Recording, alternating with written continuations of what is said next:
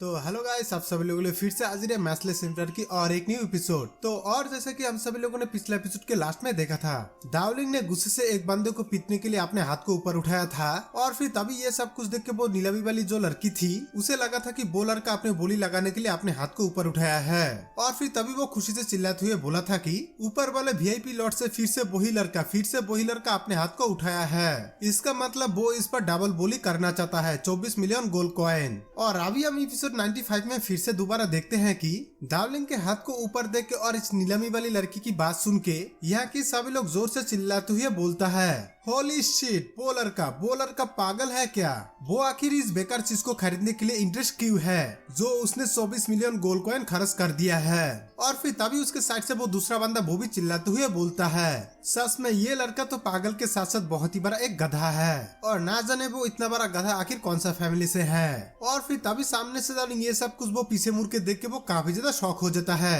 और तभी वो बहुत ज्यादा हैरानी से चिल्लाते हुए बोलता है, क्या यहाँ पर आखिर क्या चल रहा है? और तभी वो फिर से बहुत ज्यादा गुस्सा होके जोर से चिल्लाते हुए उस नीलामी वाली लड़की को फिर से दोबारा बोलता है, सिस्टर आपको एक बहुत ही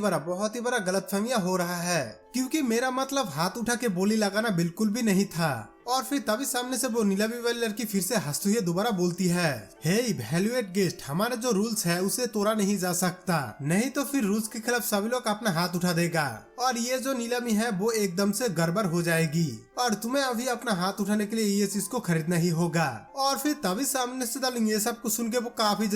ज्यादा रोने लग जाता है। आखिर उसका 24 मिलियन गोल्ड कॉइन पूरी तरह से वाट लग गया, मतलब चूना लग गया। और फिर तभी साइड से हु यूजी डार्लिंग को इस तरह से रोता हुआ देख के वो काफी ज्यादा हंसते हुए बोलता है, हा मेरे छोटे भाई, तुम तो बहुत ही ज्यादा जीनियस हो, तुमने आखिर इस चीज को खरीदने के लिए 24 मिलियन गोल्ड कॉइन खर्च कर दिया है। और तभी साइड से बाकी सब भी डार्लिंग के ऊपर हंसने लग जाता है। उसके बाद देखते हैं कि डार्लिंग को उस नीलामी हॉल से बोला जाता है कि हमारी ये नीलामी जीतने वाला खास गेस्ट, तुम जरा सामने की तरफ आओ और प्लीज जरा तुम अपना ब्लैक आयरन लेके जाओ। और फिर तभी सामने से देखते हैं कि डार्लिंग उस ब्लैक आयरन को लेके बहुत ही बुरी तरीके से रोते हुए बोलता है, अरे वाह, मेरा इतना लंबा सा कट गया, इतना बड़ा लॉस, और आखिर में ये फालतू का बेकार चीज को लेके मैं क्या करूंगा। और फिर तभी साइड से ट्यून डार्लिंग को इस तरह से रोता हुआ देख के उसे दिलासा देते हुए बोलती है, अच्छा डार्लिंग ठीक है, तुम अभी रोना बंद करो, बच्चों की तरह रोना बिल्कुल भी अच्छा नहीं लगते हो और तुम्हें अभी मेरी शादी के लिए लाल लिफाफा भेजने की जरूरत नहीं है और अभी इस तरह से रोने से कोई फायदा नहीं है। और फिर तभी सामने से डार्लिंग रोते हुए फिर से दोबारा उसे बोलता है, सीरियसली,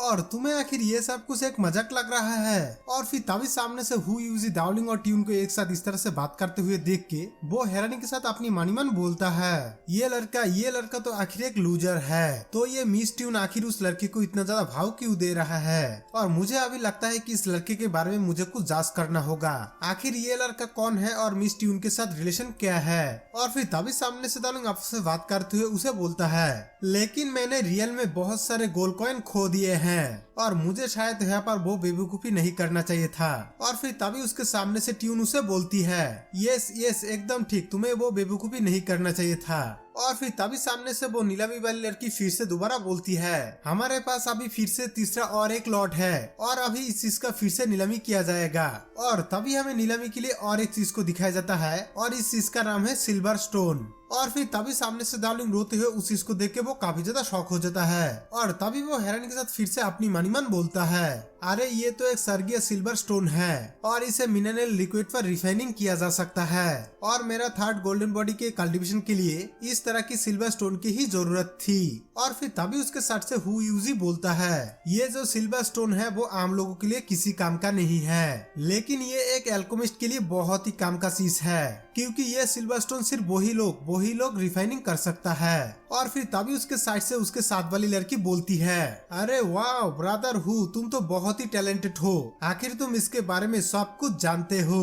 और फिर तभी सामने से वो नीलामी वाली लड़की उस चीज को नीलामी करते हुए चिल्लाते हुए बोलती है, ये हेवनली सिल्वर स्टोन के लिए शुरुआती बोली है 20 मिलियन गोल्ड कॉइन से स्टार्टिंग किया जाता है, तो प्लीज जरा अपना बोली लगाना स्टार्ट कर दो। और फिर तभी सामने से एक एक करके एक बंदा बोली लगाते हुए बोलता है, मेरा इस पर बोली है 20 मिलियन गोल्ड कॉइन। और तभी साइड से और एक बंदा बोलता है मेरा ऑफर है 28 मिलियन गोल्ड कॉइन। और फिर तभी हम देखते हैं कि दावलिंग भी अपना हाथ उठा के बोली लगाते हुए बोलता है हाँ मेरा ऑफर है 30 मिलियन गोल्ड कॉइन। और फिर तभी पीछे से ट्यून दावलिंग को फिर से बोली लगाते हुए देख के वो काफी ज्यादा शॉक हो जाता है, जिसकी वजह से उसके आंखें और मुंह खुली की खुली रहता है और वो बहुत ही ज्यादा हैरानी के साथ फिर से चिल्लाते हुए दावलिंग को बोलती है दावलिंग तुम आखिर फिर से क्या करने की कोशिश कर रहे हो? तुम तो अभी फिर से बोली लगा रही हो, लेकिन तुमने कुछ टाइम पहले एक बोली लगाने के लिए इतना ज्यादा रो रहे थे और अभी तो तुम्हारा ये पागलपन की हादी हो गई है। और फिर तभी सामने से दावलिंग उसे फिर से मुड़ के फिर से बोलता है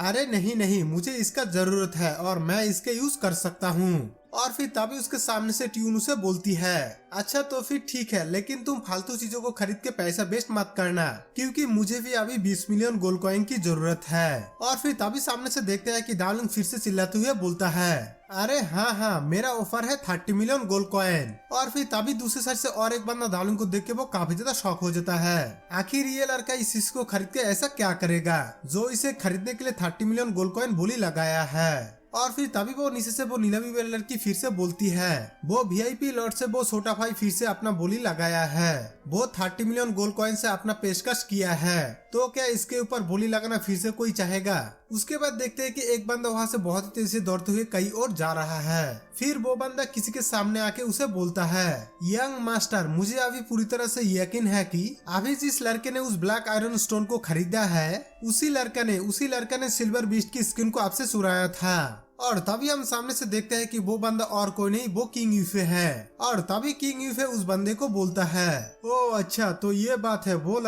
लड़का नीलामी हॉल में खरीदारी कर रहा है और उसे अभी हमारे बीच के फाइट के बारे में आखिर उसे कुछ भी टेंशन नहीं है, लेकिन कोई बात नहीं है, हमें तो सिर्फ उस गोल्डन बी से लेना देना है। और तभी वो बंदा फिर से उसे बोलता है यंग मास्टर हमें आज उस लड़की के साथ कुछ ना करना ही बेहतर होगा क्योंकि ये नीलामी के कारण कलश की सभी एल्डर यहाँ पर ही है और ये भी कहा जाता है कि सम्राट भू भी किंग जो के रास्ते पर ही है और किंग जो को इस समय घाट पर होना चाहिए और इसीलिए हमें कोई भी गलत कदम उठाना हमारे लिए खतरे से कम नहीं होगा। और फिर तभी सामने से किंग यूफे ये सब कुछ सुन के वो बोलता है ये सम्राट भू मार्शल आर्ट मोन्यूमेंट पर फर्स्ट प्लेस हासिल किया है और इसके बारे में मैं और भी बहुत कुछ जानता हूँ। और तभी वो वहाँ से जाते हुए फिर से उसे बोलता है अच्छा तो फिर ठीक है, उस लड़के को और कुछ दिन जी भर के जीने दो, आखिर उसका मौत तो मेरे हाथों में ही लिखा हुआ है। और फिर तभी पीछे से वही बंदा ये सब कुछ सुन के वो बोलता है हाँ यंग मास्टर बस ऐसा ही होगा। उसके बाद हमें फिर से वही नीलामी हॉल को दिखाया जाता है और वही नीलामी वाली लड़की फिर से चिल्लाते हुए बोलती है